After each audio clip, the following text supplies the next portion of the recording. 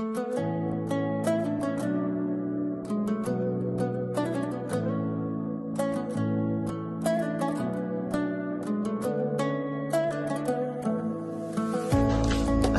warahmatullahi wabarakatuh.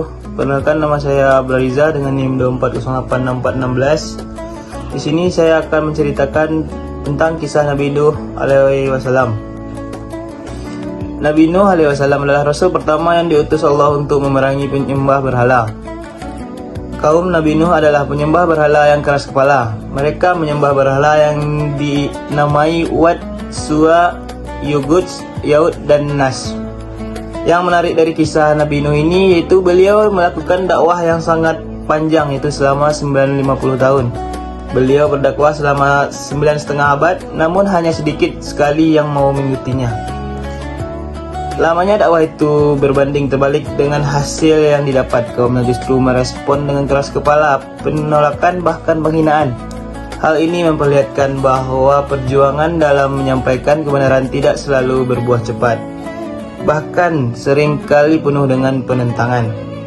Setiap kali Nabi Nuh bicara, mereka menutup telinga dengan jari dan menutupi wajah dengan baju supaya tidak melihat beliau. Mereka meremehkan Nabi Nuh hanya karena beliau manusia biasa dan pengikutnya adalah orang-orang miskin. Karena penolakan yang terus-menerus itulah Allah memerintahkan Nabi Nuh untuk membangun bahtera. Perintah ini bukan hanya bentuk persiapan fisik, tetapi juga ujian keimanan yang sangat besar. Di tengah ejekan kaumnya, beliau tetap taat dan yakin terhadap perintah Allah. Inilah bagian yang sering dianggap gila oleh kaumnya. Atas perintah Allah melalui malaikat Jibril, Nabi Nuh membangun kapal raksasa dari kayu jati di tengah daratan, jauh dari laut. Meski mendapat ejekan setiap hari, beliau tetap bekerja dengan penuh keyakinan karena beliau tahu apa yang akan terjadi. Bahtera tersebut menjadi sarana penyelamatan. Hanya orang-orang yang beriman yang ikut serta bersama pasangan hewan sebagai bentuk kelanjutan kehidupan.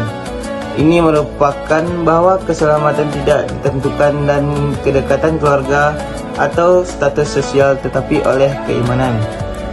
Saat tanda-tanda azab mulai muncul ketika air keluar dari tungku perapian, Nabi Nuh mulai mengumpulkan penumpang. Isinya hanya sekitar 80 orang beriman dan sepasang hewan dari tiap jenis.